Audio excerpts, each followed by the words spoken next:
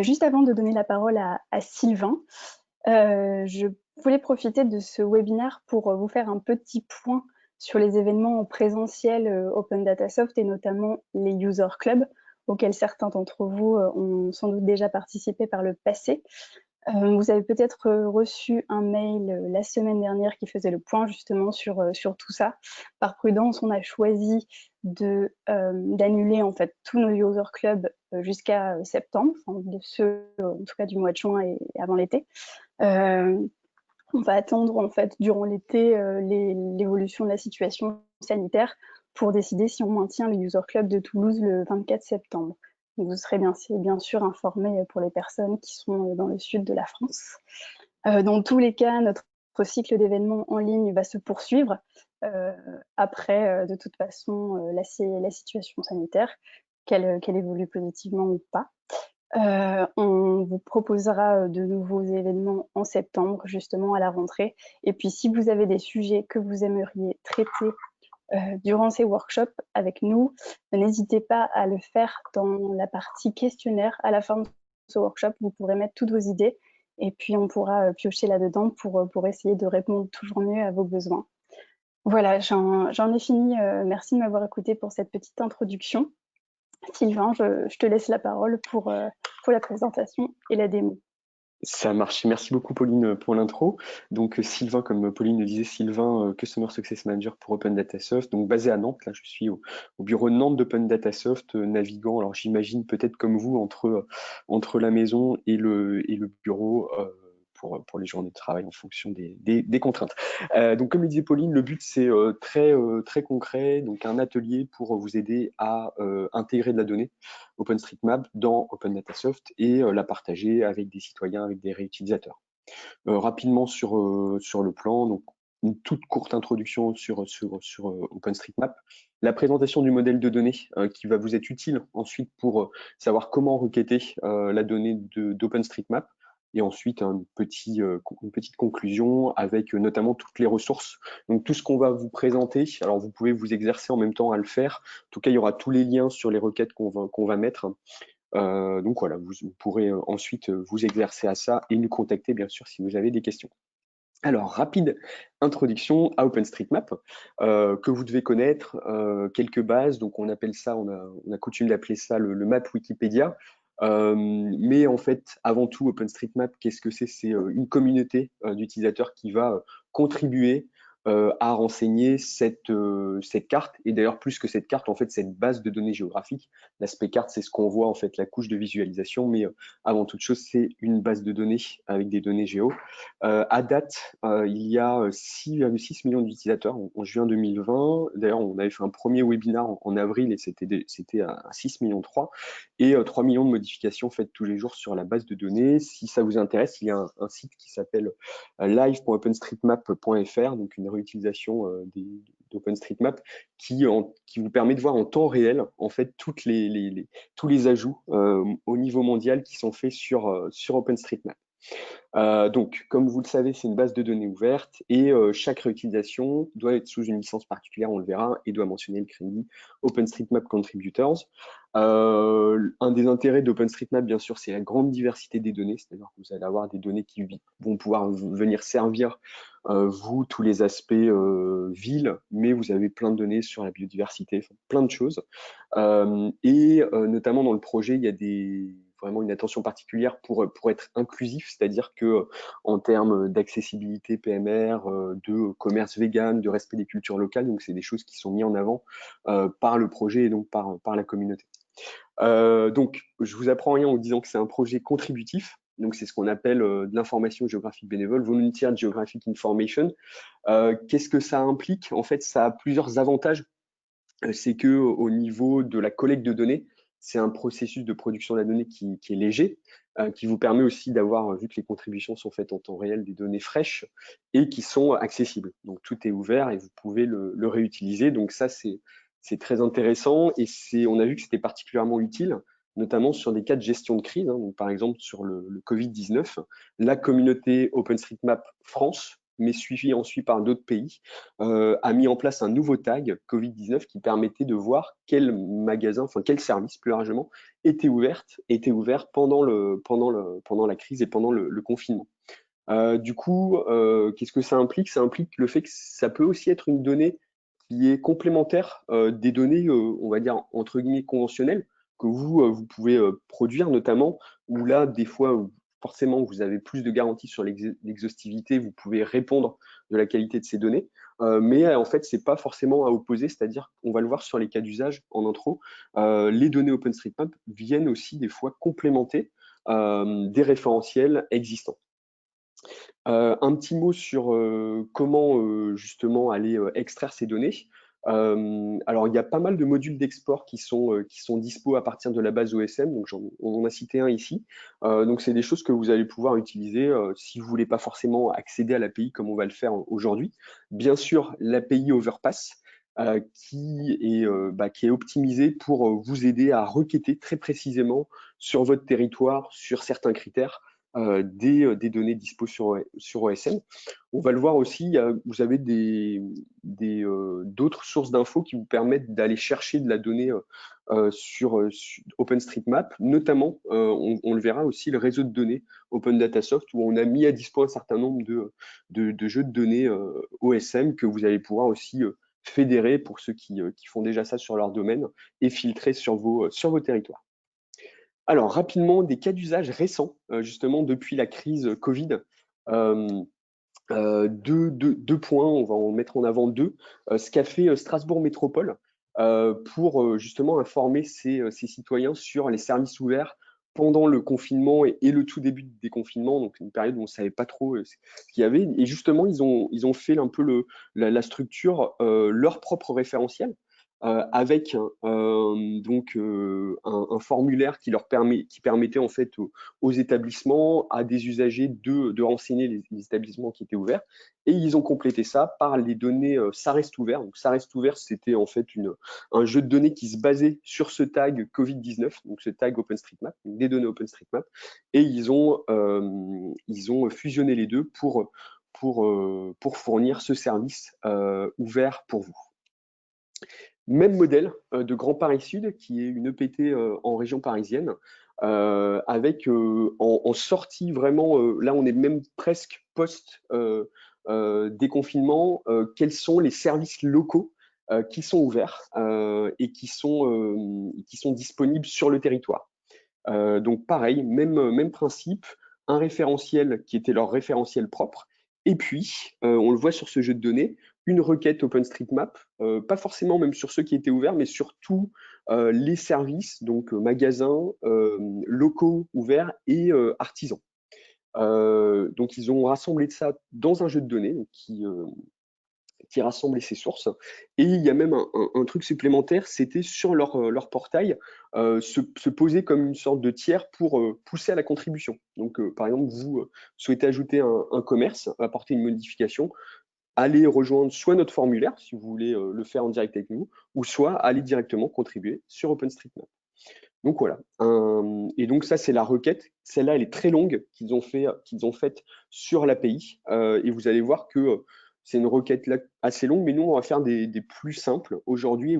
Et vous allez voir qu'avec ces requêtes simples, vous pouvez déjà avoir des informations intéressantes. Juste pour finir sur les cas d'usage, on a aussi des cas d'usage internes où OpenStreetMap permet aussi de mettre en qualité des référentiels. C'est-à-dire qu'on a une collectivité qui va en fait avoir son propre référentiel d'arrêt de transport en commun, qui va aussi les extraire depuis OpenStreetMap et va les comparer en calculant une distance, juste pour voir si leur propre référentiel est cohérent par rapport à celui d'OpenStreetMap et éventuellement y apporter le mettre en qualité. Alors, voilà pour les cas d'usage. Et ce qu'on va voir avant d'aller sur la démo, c'est le modèle de données OpenStreetMap. Pourquoi? Parce qu'une fois qu'on a compris ce modèle, faire ensuite les requêtes, ça va vous paraître logique. Le modèle OpenStreetMap, alors dans un SIG classique, la donnée elle est habituellement représentée avec des points, des lignes, des polygones. Dans OpenStreetMap, c'est les mêmes concepts, mais ils sont représentés de façon différente, avec trois éléments. Les nodes, donc des nœuds, ce qu'ils appellent ways des chemins et des relations.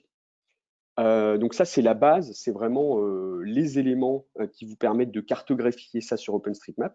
Et en plus de ça, on va avoir des métadonnées, donc des tags supplémentaires qui vont vous donner des informations supplémentaires sur ces nœuds, chemins et relations.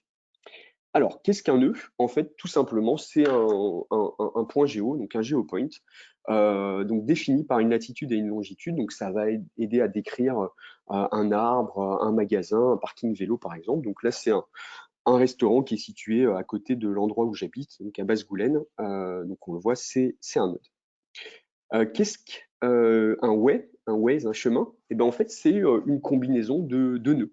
Donc, on le voit sur l'exemple à gauche, ça va être un polygone où là, on a une combinaison de nœuds pour former ce polygone qui est presque un rectangle, qui désigne le théâtre de Southampton. Et puis, une combinaison de points, bien sûr, ça peut être une ligne, donc ça va être une piste cyclable, un chemin, etc. Dernier type, les relations. Donc ça, ce sont des éléments plus complexes. C'est une combinaison de chemins et de nœuds, donc qui va être désigné pour caractériser des formes plus complexes. Qu'est-ce que ça peut être? Par exemple, une université. Donc là, c'est Harvard. On voit qu'il y a plusieurs bâtiments, mais qui ne sont pas tous fusionnés ensemble. Donc on va avoir différentes relations. Ou ça peut être aussi, par exemple, dans le cas plus biodiversité, ça va être un étang ou un marais. Là, on voit que le marais, il n'est pas forcément joint, donc il va être composé de deux relations. Donc voilà pour le modèle de données. Et donc, comme on le disait, ces données, elles vont être en plus décrites. Ces formes vont être décrites avec des métadonnées supplémentaires qu'on appelle tags. Un tag dans OSM, c'est un couple clé-valeur. Par exemple, sur le restaurant dont on parlait tout à l'heure, on a donc ce nœud, et puis on a des tags qui viennent le décrire. Donc le principal qui désigne ce que c'est, donc amenity, qui est la clé, et restaurant, qui est la valeur. Donc ça peut être dans un autre cas d'usage, par exemple, ça va être natural et wood. Donc si on veut décrire par exemple une forêt. Et puis en plus de ce tag principal, on va avoir d'autres tags sur comment les contacter, les horaires d'ouverture, le type de cuisine, le nom du restaurant, bien sûr. Alors, ce qui est intéressant, c'est que en fait, cette liste complète des tags, elle est disponible donc sur OpenStreetMap via ce lien qu'on vous a mis à la fin de la présentation. Donc, vous allez pouvoir vous y retrouver, donc faire vos tests aussi en fonction de tout ce que vous voulez chercher sur OSM. Eh bien, passons à la démo, donc la troisième partie, donc comment requêter OSM pour trouver les données. Comment ça se passe pour aller chercher de la donnée OpenStreetMap et l'intégrer de OpenDataSoft? Il y a 3 étapes en fait. Donc identifier le bon tag, c'est ce qu'on disait. Tester votre requête sur l'API Overpass, et c'est là qu'on va passer le plus de temps en fait, parce que c'est là où il faut juste prendre la main en fait là-dessus. Et une fois que vous avez fait vos premières requêtes, vous allez voir qu'elles sont faciles à adapter, à transposer. Et puis ensuite coller la requête dans ODS. Donc là, c'est vraiment une manipulation de copier-coller. Vous allez la coller directement après ce début d'URL ici. Et ensuite, dans OpenDataSoft, vous avez un connecteur OpenStreetMap qui va vous permettre de créer votre jeu de données. Alors, on va aller voir les exemples qu'on va prendre, donc non pas 3, mais même 4 en fait. Au début, comment chercher les bars et les restaurants dans mon quartier. Ensuite, dans une ville spécifique, on a pris l'exemple de Pau, aller identifier les bars et les restaurants. Pour revenir sur la crise Covid, au cas où, par exemple, il y aurait une deuxième vague, ce qu'on n'espère pas, comment identifier les commerces ouverts pendant l'épidémie de Covid? On a pris l'exemple de Tours, où la base de données était bien renseignée. Et ensuite, alors je crois que dans les inscrits, il y a pas mal de départements, donc on a pris un exemple avec les départements, comment recenser la biodiversité dans mon département à partir des données OpenStreetMap. Donc, premier exemple, je vais identifier le bon tag sur ça. Donc là, ce qu'on va faire pour le premier exemple, c'est aller chercher les restaurants à proximité. On va le voir tout à l'heure quand on va vraiment faire la démo sur l'exemple de Pau, mais quand vous arrivez sur Overpass, vous avez cette interface qui s'affiche. Sur l'endroit à gauche, l'endroit pour écrire la requête, et à droite, la carte pour visualiser les résultats, pour la tester, pour voir si elle fonctionne ou pas, et ensuite pour voir combien de résultats j'ai sur ma requête. Maintenant, donc j'habite à Haute-Goulaine en périphérie de Nantes. Je veux déjà identifier les restaurants qu'il y a à proximité. Donc en fait, on va revenir sur le modèle. On va prendre donc le tag Amenity Restaurant qu'on a trouvé dans dans les éléments de tag proposés par OpenStreetMap. Et puis, on va chercher, alors les restaurants, il y a une bonne chance que ce soit que des nœuds, hein, mais pour être sûr, on va chercher et les nœuds, et les ways, donc les chemins, et les relations. Donc, on prend les trois. Et pour trouver l'endroit où je suis situé en fait sur la carte, j'ai juste cette syntaxe bbox entre alcolades à intégrer. Et donc on voit que quand on run cette requête, donc on va cliquer ici. Alors moi j'habite à la campagne, donc il y a peu de résultats pour l'instant, mais je vais avoir quelques restaurants qui apparaissent. Donc on va voir que c'est possible de simplifier cette requête. C'est-à-dire que au lieu de mettre 3 lignes avec node, way et relation, je vais pouvoir le merger, le fusionner en NWR, donc qui synthétise les trois, le tag amenity restaurant, et donc toujours la même syntaxe pour chercher autour de moi. Donc ce qu'on voit là, c'est qu'il y a peu de résultats. Donc on va faire une requête un peu plus complète. On peut chercher deux types de couples clés-valeurs. Donc, non seulement les restaurants, mais les bars. Et là, je vais agrandir un peu la carte pour être sur des zones un peu plus urbaines. Donc, on va voir qu'il y a tous ces points qui sont ramenés. Donc, il nous décrit que c'est des nodes ici et des ways. Et en pilotant cette requête, en la runant, je vais avoir ces résultats-là. Donc voilà pour ce premier exemple. Et bien maintenant, on va non pas s'intéresser à là où je suis, mais à prendre l'exemple d'une ville spécifique. Et pour ça, donc, je vais sortir de la présentation et aller sur mon navigateur. Alors la requête, la première requête qu'on a faite, en fait, donc le but c'est de chercher les restaurants et les bars qui sont à Pau. Du coup, on a cherché la ville de Pau, donc on a tapé name égale Pau, et ensuite on le met dans une variable qui est le search area, et dans cette search area, on va chercher les restaurants et les bars. Alors petit problème ici, c'est que Pau principalement, donc on a les résultats donc, dans les Pyrénées-Atlantiques, mais en fait on a une ville qui s'appelle Pau en Corse et probablement aussi en Catalogne. Donc dans ces cas-là, ce qu'on vous recommande, c'est d'aller chercher la ville de Pau. Alors du coup, name égale Pau, c'est ce qu'on avait trouvé en premier, mais pour être vraiment sûr que ça le désigne bien, alors des fois on a la référence INSEE qu'on peut utiliser. Donc au lieu de mettre name égale Pau, on aurait pu mettre ref INSEE 64 445. Et puis là, on a utilisé aussi l'identifiant Wikidata. Donc on a créé notre requête avec Wikidata et cet identifiant. Donc, comme ça, on est sûr que c'est vraiment la ville de Pau dans les Pyrénées-Atlantiques. Et donc, on a intégré dans cette requête qu'on a run. Donc, c'est exactement la même requête, sauf qu'on a changé le début, où on décrit précisément la ville de Pau. Et donc, on a tous ces bars et restaurants qui sont référencés. Alors, une fois, donc ça, c'est vraiment la partie la plus difficile du processus. Une fois qu'on a ça, vous allez voir que c'est ensuite une question de copier-coller pour aller sur Open Datasoft. Donc là, on arrive sur le back-office Open Datasoft que vous connaissez. Et donc, on va y aller en deux étapes. Coller cette URL au début de ma source. Donc, je vais créer un nouveau jeu de données ici.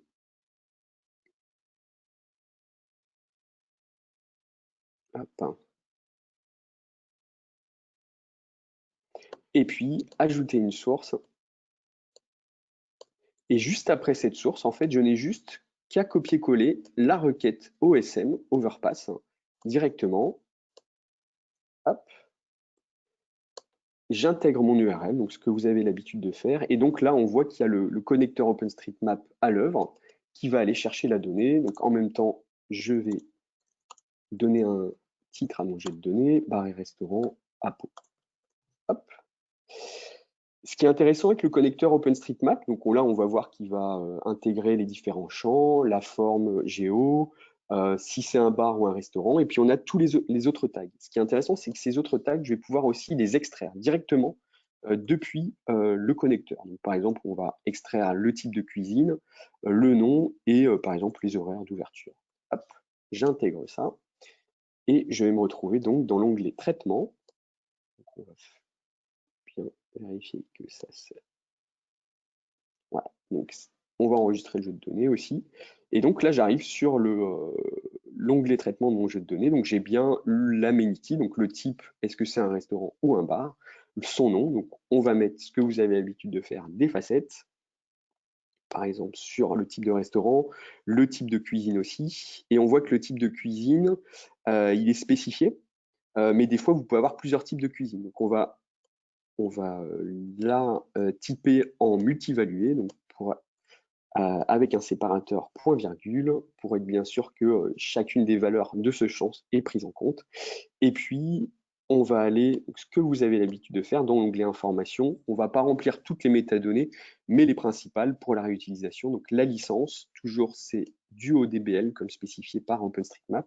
Le producteur, on doit le mentionner, c'est OpenStreetMap. La référence, c'est l'accès à OpenStreetMap ici. Et donc, comme on l'a vu en intro, l'attribution, c'est OpenStreetMap Contributors. Hop. Voilà. Donc là, j'ai a priori tout ce qu'il me faut de base pour le publier. Ensuite, bien sûr, on peut aller travailler les visualisations. Donc, on fera ça par la suite. Donc, on va publier ce jeu de données. Voilà, c'est parfait. Et donc, on se retrouve sur l'interface utilisateur d'Open Datasoft qu'on voit là, donc avec les filtres ici et donc les enregistrements. On peut, pourquoi pas, si on est le réutilisateur, faire une réutilisation par type de cuisine, hein, par exemple. Et puis, on fait un compte des restaurants. Hop, on utilise Prometry peut-être sous forme de colonne, en affichant peut-être que 20, un premier résultat. Et donc, on voit déjà au niveau des restaurants à Pau, ceux qui sont le plus plébiscités, enfin en tout cas renseignés sur OpenStreetMap. Rapidement, après, c'est le type de dataset où vous allez pouvoir également peut-être varier les visualisations. Donc, on va l'intégrer. Peut-être ne filtrer que sur les restaurants. Donc là, notre but, ça va être de faire une visualisation sur les restaurants. On va faire un filtrage aussi sur ceux dont le type de cuisine est renseigné. Le but étant de donner une idée. Alors, est-ce que j'ai bien le bon filtrage? Oui. Et on va le mettre en place sur les restaurants. Tac. Voilà, impeccable. Donc là, j'ai les 93 enregistrements où le type de cuisine est renseigné sur ces restaurants-là. Et je vais pouvoir donner une vise par utilisateur. Donc, mettons que mon utilisateur final cherche des restaurants asiatiques, par exemple. Je vais aller pouvoir colorer ensuite par type de cuisine. Et donc là, j'ai une vise. Hop, on va peut-être enlever ça et le champ recherche, il faut mieux le garder, pour avoir donc une vue par type de restaurant sur Pau. Donc voilà comment on peut aller finalement valoriser de la donnée OpenStreetMap. Donc ça, c'est un des premiers exemples. On va revenir à la présentation. Donc ça, c'est ce qu'on vient de faire. L'intérêt, c'est qu'une fois que vous avez ce type de requête, donc on l'a vu bar restaurant à Pau, vous pouvez l'appliquer sur d'autres villes. Donc là, c'est ce qu'on a fait sur la ville de Tours. Et là, on a appliqué le nouveau tag donc, que la communauté OSM a construit pendant le confinement pour voir ce qui était ouvert pendant le Covid, donc avec le nouveau tag Opening Hours Covid-19. Donc on voit que là, je peux voir tous les services qui sont ouverts à Tours pendant. Alors maintenant, il y en a plus forcément, mais pendant le confinement, c'était intéressant. Voilà, et puis l'intérêt, c'est que maintenant, je peux adapter ça à ma ville sur, par exemple, là, on a la même structure sur les pubs à Montpellier. Et donc, un dernier exemple, c'est si vous voulez aller plus sur des sujets biodiversité, là, on est allé sur le département de l'Hérault. Donc, pareil, au lieu de mettre département Hérault, pour pas que ça forcément ça aille chercher d'autres régions, on est parti vraiment sur le code ISO. Et donc, on a rentré la clé valeur natural. Donc, natural. Alors, vous pouvez ne rentrer que la clé. Hein. Donc, si vous rentrez que natural, ça va prendre tous les éléments OpenStreetMap. Ça va prendre les sources, les rivières, les forêts. Donc là, on l'a spécifié sur les forêts, donc Wood. Et donc, on a un recensement des forêts dans le département de l'Hérault. Ça, c'est des requêtes qu'on vous partagera par mail donc, suite au webinar. Si vous, dans un premier temps, ce qui est tout à fait logique, vous ne sentez pas de faire ce type de requête, sachez que sur le réseau de données Open Datasoft, on a mis à dispo un certain nombre de jeux de données sur notre réseau de données. Donc OpenStreetMap au niveau France, donc par exemple les stations de vélo en libre service, les arbres, les musées et galeries. Ce qui est intéressant, donc ça a été, c'est une initiative qui a été mise en place par un des salariés au Open Data Soft qui est très présent dans la communauté OpenStreetMap. L'intérêt, c'est que vous avez déjà, par exemple, un jeu de données avec tous les musées et galeries en France et que donc vous allez pouvoir le filtrer sur votre ville, par exemple, et le fédérer sur votre domaine. Donc voilà pour la démo. On va passer à la dernière partie. Je vais me remettre au format présentation. Donc pour aller plus loin, déjà tous les liens utiles sur OpenStreetMap, la liste des tags, ça c'est important pour s'y retrouver. L'interface de requête Overpass, donc ce qu'on vient de faire pendant la démo. Donc les données OSM sur notre réseau de données et puis quelques tutoriels alors sur le langage Overpass et notamment un tutoriel utile Overpass qu'on a identifié là sur Twitter qui est pas mal et qui se fait vraiment étape par étape et qui est intéressant pour bien comprendre la syntaxe sur des requêtes simples et même après un peu plus complexes. Toutes les requêtes utilisées là pendant la démo, vous les avez ici, on vous les enverra. Et puis on a aussi rassemblé ici toutes les sources d'informations qui nous ont aidé à faire la présentation, donc les statistiques d'OpenStreetMap, les informations OpenStreetMap sur les droits d'auteur et licences, donc pour bien spécifier vos jeux de données et l'onglet information, les métadonnées, et puis des présentations très intéressantes sur OpenStreetMap qui nous ont inspiré pour cette présentation. Voilà, vous pourrez aller voir aussi pour comprendre l'intérêt d'intégrer aussi des données contributives. Et ben voilà, c'est tout pour cette présentation. Je crois qu'on a un petit peu de temps, donc n'hésitez pas si vous avez des questions et n'hésite pas à prendre le relais, Pauline aussi.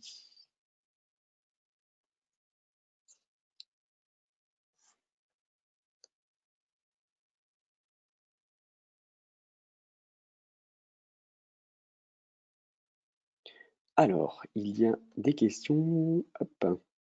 Ah, ouais, il y a plein de questions. Tac.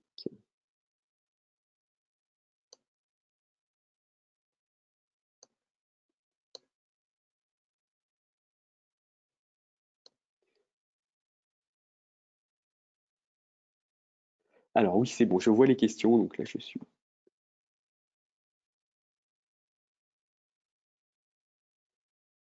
Alors, hop.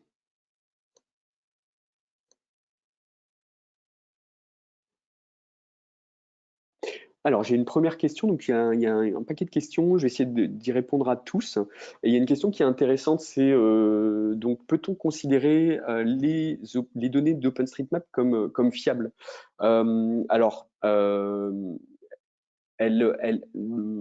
pour répondre à cette question, donc ces données, elles sont donc l'intérêt c'est qu'elles sont fraîches, elles sont faites par des contributeurs et qu'ensuite il y a un niveau aussi de modération dans OpenStreetMap. Donc on peut considérer que une grande partie des données que vous allez intégrer sont fiables et que de toute façon elles vont gagner en qualité parce que la communauté va revenir en fait sur les premières contributions qui ont été faites.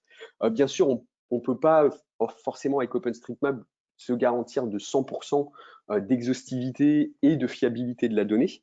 Mais en tout cas, il y a une mise en qualité au fur et à mesure par la communauté. Et comme on le disait un peu en intro, je pense que c'est intéressant aussi ça dépend de votre cas en fait, de votre cas d'usage. Si c'est une donnée où vous devez un référentiel où vous devez vraiment avoir 100% d'exhaustivité, répondre de la qualité de ces données, donc avoir un certain niveau de maîtrise, vaut mieux avoir votre propre référentiel. Mais ensuite, pourquoi pas aller sur des démarches comme on a vu sur Strasbourg et Grand Paris Sud de finalement cumuler les deux, donc vos propres référentiels avec les données OpenStreetMap et aussi dans un deuxième temps se positionner en tiers aussi pour la contribution OpenStreetMap, parce que plus vous aurez de données OpenStreetMap sur votre territoire, le plus intéressant cela ça sera. Et voilà, donc je dirais l'aspect complémentaire est intéressant. Alors, je vais prendre une autre question. Donc oui, le webinaire sera visible en replay, car cela va très vite. Ok, on essaiera d'être un peu plus court la prochaine fois, enfin un peu moins rapide. En tout cas, il va être dispo en replay. Alors, une autre question, comment réagit ODS, qui est intéressante aussi, si dans la requête overpass, on récupère des nœuds, des chemins et relations dans la même requête. Alors, en effet, dans les requêtes qu'on a montrées là, il n'y avait que des nœuds et relations. Donc ça, nativement, ODS sait le traiter, hein, parce que ça va être un polygone ou alors un point géo.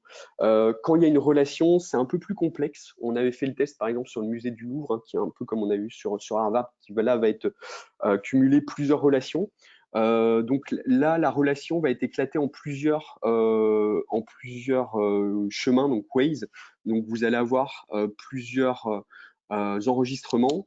Ça, c'est un sujet où sur le connecteur, on doit, en fait, pour être transparent, encore s'améliorer. Donc il y a des développements qui vont être faits là-dessus pour être plus précis sur le traitement des relations. Alors, je prends une autre question. Est-ce que vous avez un moyen d'humaniser la lecture du tag Opening Hours dans les visualisations? Alors, je me trompe peut-être dans l'interprétation de cette question. J'imagine que c'est pour être plus explicite par rapport aux valeurs de ce tag dans un champ. Je pense que ça peut. Alors, le tag, la valeur, on la prend telle quelle dans OpenStreetMap.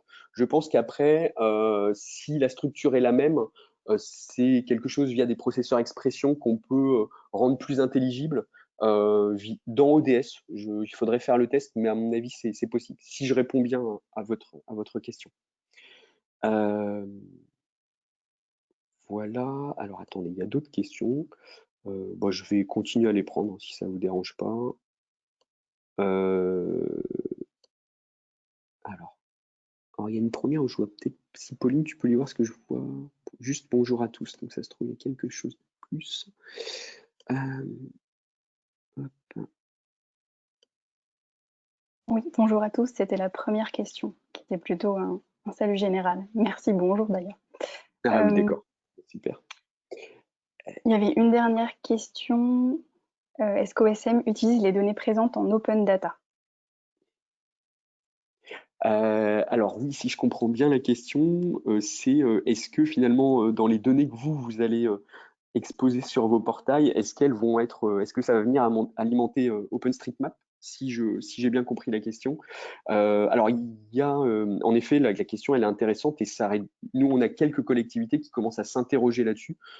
Pourquoi, enfin, est-ce que mon référentiel géographique, s'il n'est pas dispo sur OSM, autant aussi venir nourrir la communauté, enfin, nourrir le bien commun aussi et intégrer ces données sur OpenStreetMap. Il y a des possibilités d'export. Alors pour être transparent, c'est pas forcément aussi simple que dans l'autre sens, c'est-à-dire extraire la donnée depuis OSM sur ODS, mais c'est clairement des sujets qu'on est en train d'investiguer et qu'on peut investiguer avec vous, parce que ça a complètement du sens en fait que vos données en open data, elles puissent alimenter OpenStreetMap. Il y avait un dernier commentaire qui en Ah fait oui, je vois.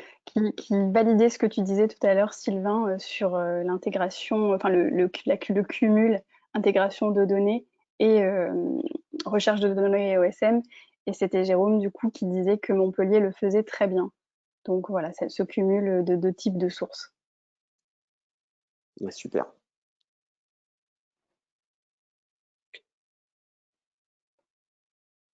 Je crois que du coup, on peut s'arrêter là. Merci beaucoup, Sylvain, pour cette super démo. Et merci encore à toutes et tous de nous avoir rejoints sur ce webinaire. Donc oui, effectivement, il sera disponible en replay dans les prochains jours. Et les slides vous seront aussi transmises pour que vous puissiez tout copier-coller à l'intérieur pour faire votre propre démo chez vous. Voilà, bah, écoutez, merci encore et puis à très très bientôt pour un prochain workshop Open Data Soft. À bientôt. Merci beaucoup. À bientôt.